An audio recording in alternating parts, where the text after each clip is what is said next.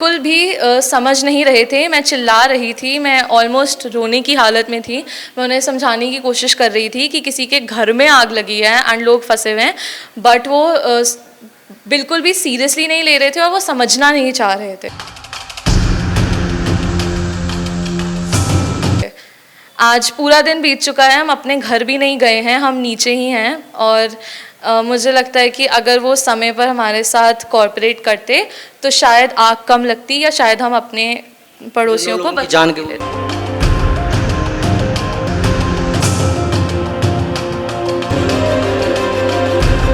वहाँ पहुँचने का समय 45 मिनट 50 मिनट हो रहा है। जहाँ पिज़्ज़ा 10 मिनट में डिलीवर हो रहा है वहाँ 45 मिनट 50 मिनट में फायर ब्रिगेड पहुँच रही है। अगर उसका समय कम नहीं होगा तो लोगों की जान जाएंगी और फायर ब्रिगेड के जाबाज सिपाहियों के पास। विवेक विहार के B13 बिल्डिंग में जिसमें आग लगी थी उसके बगल के बिल्डिंग में जहां आग की लपटें पहुंची, जो आपको हमने दिखाया, ये वो लड़की है जो सो रही थी उस टाइम अपने कमरे में। क्या नाम है? नवामी झा। नवामी, क्या हुई थी उस टाइम? उस समय आई थिंक कुछ 3:30 3 साढ़े 3 हो रहे थे। हमारे घर में काफ़ी धुआं आने लगा था और ये मेरी मम्मी ने, हाँ जी, और ये धुआं मेरी मम्मी को फील हुआ था तो वो घर में चेक कर रही थी। एंड उन्होंने देखा कि जिस कमरे में मैं सो रही थी वो कमरा पूरा ही स्मॉग से भरा हुआ था। मेरे घर में सिर्फ मैं, मेरी मम्मी और मेरे चाचू थे। पहले 5 से 10 मिनट तो हम आपस में ही बात कर रहे थे कि क्या हमारा एसी ब्लास्ट हुआ है, क्या हमारे घर में आग लगी है। लेकिन फिर हमें चीखों की आवाज़ आई तो हम नीचे भागे एंड वहाँ पर हमने देखा कि हमारे सारे पड़ोसी अपनी बालकनी से चिल्ला रहे हैं, उनकी बिल्डिंग में काफ़ी आग लगी है। तो मैंने और मेरे परिवार वालों ने फायर ब्रिगेड को फ़ोन किया, सब कुछ किया and we tried to help them as much as we could. उस टाइम पे क्या लगा? आप सो रही थी, आपको स्मेल वगैरह नहीं आई थी? नहीं, उस समय मुझे उस स्मेल नहीं आई थी क्योंकि जो आग और स्मॉग था वो बहुत तेज़ फैला था एंड मेरी मम्मी ने जैसे ही मुझे उठाया तो हम उठते ही नीचे भागे, घर में भाग रहे थे टू सी कि कहाँ से क्या हो रहा है। सेकेंड फ्लोर पे रहती है और कहा जा रहा है जो आपके बराबर की बिल्डिंग है उस सेकेंड फ्लोर की पूरी फैमिली खत्म हो गई है। नहीं, वो 3rd एंड 4th फ्लोर पे हुई है। हाँ जी। तो पूरे लोग जल के वहाँ पे रखते। आप क्या करती हो? आप क्या करते, पढ़ाई करते? मैं स्कूल में हूँ। स्कूल में? हाँ जी। तो उस टाइम पे काफ़ी घबराहट हो रही थी, तो अपने लोगों को किस तरीके से हेल्प करने की कोशिश की? हमारी ही बिल्डिंग के एक भैया ने और मेरे चाचू ने गद्दे लगाए जिन पर दूसरी बिल्डिंग के 2nd फ्लोर से 2 बच्चियां कूदी ताकि वो अपने आप को बचा पाएँ। और हमारे पड़ोसियों ने अपने जो भी उनके वैल्यूएबल्स थे, उनके पास जो भी था, उन्होंने वो नीचे फेंकना शुरू किया एंड हमने उसको पकड़ा। मैंने उसको खुद अपने पास संभाल कर रखा जब तक मैं रख पाई, लेकिन हमारे घर में जब आग लगी तो फिर हम इस तरफ भागे। जब आपने हेल्प के लिए कॉल करा था तो कितनी देर में हेल्प पहुंच गई थी फायर ब्रिगेड?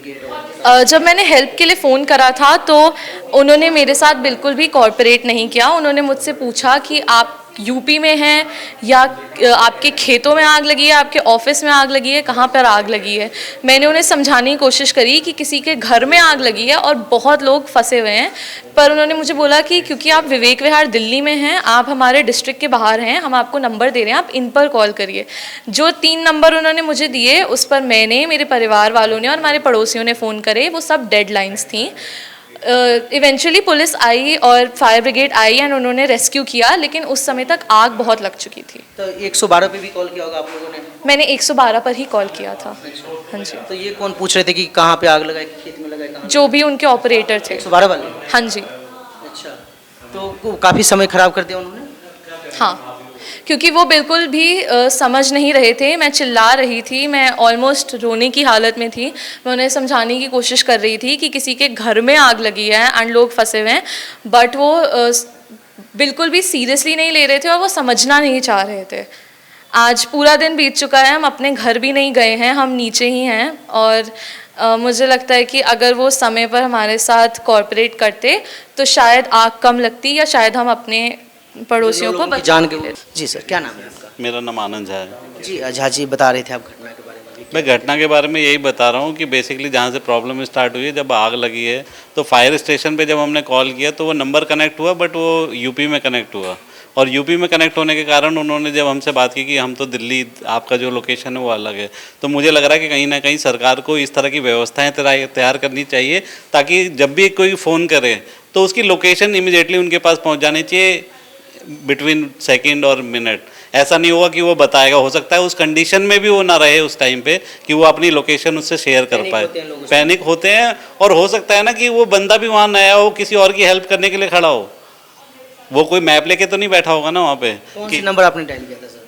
मैंने डायल किया था 112 नंबर। हाँ, तो जब मैंने डायल किया तो यूपी में मिला, तो वो बोल रहे कि ये खेत कहाँ आग लगी है, खेत में लगी है, ऑफिस में लगी है, रेजिडेंस में लगी है। तो मुझे लगता है कि उन्हें ये देखना चाहिए था कि आग कहाँ लगी है और कहाँ बुझानी चाहिए, किस पर्टिकुलर एरिया में लगे, उसकी डीपली में उन्हें नहीं जाना चाहिए था। मतलब लोकेशन, आप ये कह रहे हैं कि लोकेशन चली जानी चाहिए, उनके पास आ जाना चाहिए? मेरे हिसाब से तो ऐसा ही होना चाहिए। जब हम उबर में बैठते हैं तो उबर के पास हमारी लोकेशन चली जाती है कि हम कहाँ कहाँ जाते हैं। तो जब आग लग रही है तो सरकार के पास जाना चाहिए कि हमारी लोकेशन पे आग लगी, वो लोकेशन कौन सी है। आपको सही से कनेक्ट होने में, जैसे आपने पहली बार कॉल किया, कहीं और यूपी में कॉल लग गई, तो राइट जब मैंने 349 पे मेरे टाइम पे मेरी बात हुई, उससे पहले और लोगों की बात हुई थी, मगर मैंने जब स्टार्ट किया था तो मेरी 349 पे मैं कनेक्ट हो चुका था। तो उसमें से एक पर्सन है जो फर्स्ट फ्लोर पे रहते थे, सेकंड फ्लोर पे, वो जल के नीचे आ चुके थे, उनके बर्न हो चुके थे। तो मैं उनको हॉस्पिटल लेके चला गया था। जब मैं हॉस्पिटल गया तो वहाँ जाके 10 मिनट बाद पता चलता है कि पीछे से मेरे घर में भी आग लग गई। सभी जानने वाले लोग और सामने से वो जल रहे हो, तो उस टाइम तो बहुत भयावह रहता होगा सर। हाँ, रहता तो ये है, और सबसे बड़ी बात यह है कि हमारे हाथ में कोई कंट्रोल नहीं होता कि हम उस चीज़ को कंट्रोल कर पाएँ। हाँ हाँ। तो हेल्प कितनी देर में आ गई थी? सर हेल्प जो 349 पे मैंने कॉल करी है, उसके बाद मैं 2 बच्चों को हमने बचाया। 2 बच्चों को उनकी मदर ने ऊपर से फेंक दिया था, क्योंकि नीचे हमने गद्दे बिछा दिए थे। हाँ, वो दोनों बच्चे, उनके पैर में मगर चोट लगी है। उनके बड़े थे बच्चे? वो 12-15 साल की लड़कियां थी, वो लड़कियां थी। और मदर बच पाई? मेरे को आइडिया नहीं, मेरे ख्याल शायद नहीं बची है। हाँ शायद, मेरे ख्याल, मुझे आइडिया भी नहीं है। एक परिवार के 5 लोग पूरे खत्म हो गए? हाँ, एक परिवार के 5 लोग खत्म हो गए। क्या थे? हस्बैंड वाइफ, बच्चे कितने थे? हस्बैंड वाइफ, बच्चा और उनके मदर फादर। एक बच्चा था? हाँ, एक छोटा बच्चा था। तो वो वही फैमिली थी जो कहते बच्चे से लिपट के? हाँ हाँ हाँ। क्या लिपटी हुई थी जो घटना कह रहे हैं? मैंने देखा नहीं है, मुझे जो फायर ब्रिगेड वाला लोगों से पता चला, उसमें यही पता चला कि पेरेंट्स जो हैं उन्होंने बच्चों को सेव करके रखा हुआ था, और बच्चा नीचे था और पेरेंट्स ऊपर। एकदम घुटने की वजह से? हाँ हाँ। टेक्निकल प्रॉब्लम है। कुछ एसी में क्या होता है कि कुछ एक बहुत बारीक पाइप होता है, वो ब्लॉकेज हो जाता है। जब वो ब्लॉक होगा ना तो कंप्रेसर उसको कंप्रेस करेगा और वो एयर सर्कुलेट नहीं होगा, तो उस केस में कंप्रेसर फट जाता है। ये केस हजारों में एक होता है। इसके लिए कोई प्रिकॉशन नहीं हो सकती। अगर जिसका एसी चल रहा है वो उसको रिपेयर नहीं करा सकता, नहीं कराएगा। इसमें टेक्निकल यही रीज़न है। मैं एसी लाइन से हूँ। अच्छा। एसी लाइन से इसमें यही हुआ है।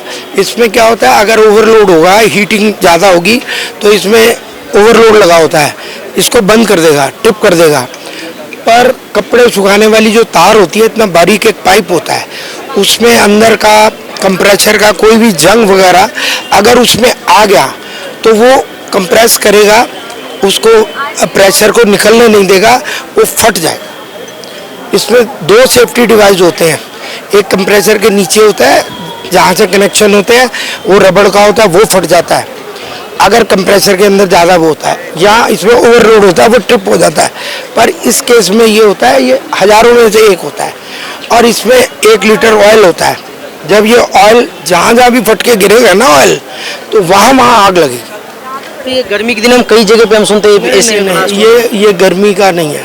कई लोग कहते हैं कि सर्विसिंग टाइम से नहीं होती एसी की वजह से आग लग जाती है। नहीं, सर्विस होना का मतलब होगा कि वो एसी बंद हो जाएगा, ट्रिप हो जाएगा, फटेगा नहीं कंप्रेसर। ये उसी केस में होता है। उसको टेक्निकल लैंग्वेज में कैपिलरी बोलते हैं। वो बारीक पाइप का इतना गुच्छा सा होता है, उसमें अगर ऑयल में या कंप्रेसर के जंग में अंदर से कोई चीज़ फंस गई तो उस केस में यही होगा। ये कॉपर की पाइप होती है ना सर वो? हाँ, नहीं, कंप्रेसर की बॉडी तो लोहे की होती है ना। अगर उसमें कोई जंग का पार्टिकल आ गया और 8-10 साल में आ जाता है वो। ये तो सर अभी जो ये घटना घटी है, इस पर आप क्या कहेंगे? बहुत दुखद घटना है, ऐसा होना नहीं चाहिए। पर ये वो वाला काम है कि कोई भी अपराध होने से पहले पुलिस कुछ नहीं कर सकती, ठीक है ना। वही है कि अगर आपका एसी ठीक चल रहा है तो आप उसको कोई सर्विस ही करा सकते हैं हम तो हर बार, पर ऐसी घटना नहीं रोक सकते क्योंकि उसका टेक्निकल कारण है। तो टेक्नोलॉजी अगर यूज़ करते हैं तो उसका लूप होल्स भी आपको भुगतना है। हाँ जी, हाँ जी। और ये जो कह रहे हैं वो फिंगर वाला टच वाला था, वो फिंगर टच अंदर बाहर से होता है, अंदर वाला तो कुंडी से खोल सकता है दरवाजा। नहीं, वो कह रहे हैं कि जब सीढ़ी से ऊपर जा रहे थे ना स्टेयर से छत पे, अच्छा। तो वहाँ छत का लॉक हो गया था। हाँ, ये हो सकता है। देखिए, बहुत दुखद घटना है और हमने अभी परिवार से यहाँ मुलाकात की है। परिवार बहुत सदमे में है। हम अभी मॉर्चरी में भी गए थे, मॉर्चरी में हमने परिवार से मुलाकात करी है। तो आज यहाँ लोगों का, हम जिससे बात कर रहे हैं, उनका यही कहना है कि फायर ब्रिगेड को समय पहुँचने का वो बहुत कम होता जा रहा है। और मैं जो हमने पालम में देखा, 9 लोगों की जान गई। अगर वहाँ से नहीं सीखेंगे तो ऐसी घटनाएं होती रहेंगी। ये बहुत दुख का समय है। यहाँ किसी पे आरोप प्रत्यारोप करने का समय नहीं है, लेकिन हमें समझना पड़ेगा कि फायर ब्रिगेड एक महत्वपूर्ण जिम्मेदारी में दिल्ली में है। जिस हिसाब से हाई राइज बिल्डिंग बन रही हैं, गलियाँ पतली पतली होती हैं, और ये तो बहुत बड़ा रोड मैं देख रहा हूँ, लेकिन वहाँ पहुँचने का समय 45 मिनट 50 मिनट हो रहा है। जहाँ पिज़्ज़ा 10 मिनट में डिलीवर हो रहा है, वहाँ 45 मिनट 50 मिनट में फायर ब्रिगेड पहुँच रही है। अगर उसका समय कम नहीं होगा तो लोगों की जान जाएंगी। और फायर ब्रिगेड के जाबाज सिपाहियों के पास अगर वो इक्विपमेंट्स नहीं होंगे, वो संसाधन नहीं होंगे, तो लोगों की जान जाती रहेगी। गर्मी आते ही बार बार ऐसे हादसे सामने आते हैं, लेकिन लोग सीख नहीं रहे। पहले पालम में भी ऐसा हुआ, इसके अलावा राजौरी गार्डन में इंस्टीट्यूट में ऐसा हुआ। लगातार ऐसी घटनाएं बढ़ रही है, लेकिन इससे कुछ सीखने को देखिए, लोग तो सीख रहे हैं, लेकिन एक बात बताइए, मेरे घर में एसी चल रहा है, वो एसी फट जाएगा, मैं क्या करूँगा? आप बताइए। मेरे घर का सेंट्रल लॉक है, लॉक हो जाएगा, मैं क्या करूँगा? नहीं कर सकता ना। मैं तो कह रहा हूँ, जिस कंपनी का एसी फटा उस कंपनी को बंद कर दें। सरकार को कार्रवाई करनी चाहिए उस कंपनी के ऊपर, कैसे उसका एसी फटा।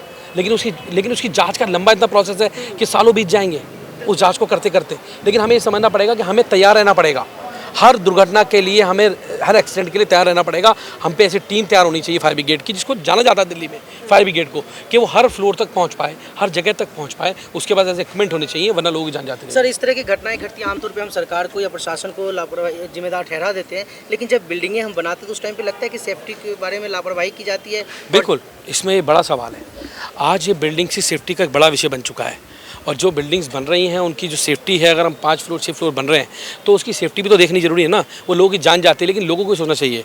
मैं फिर बता रहा हूँ, और सरकारों को जागना चाहिए, जिनके संरक्षण में, जिन अधिकारी संरक्षण में ऐसी ये चीज़ें हो रही हैं, उन पर कार्रवाई हो। यहाँ के बारे में जानकारी आ रही है कि अगर डिजिटल लॉक नहीं होता छत पे तो 3 लोगों की जान और बच सकती थी। अभी किसने सोचा होगा यार, डिजिटल लोग लगाने से लोगों की जान चली जाएगी? किसने सोचा होगा ये? पालम में अब भी आज ये हुआ है, आज आज ये हुआ है तो लोग इस विचार करेंगे। पालम में भी मुझे लगता है डिजिटल ये जो कंपनियां लोगों को बेवकूफ़ बना रही हैं, इन कंपनियों को बैन लगना चाहिए, इन कंपनियों को कार्रवाई होनी चाहिए। Fire cylinder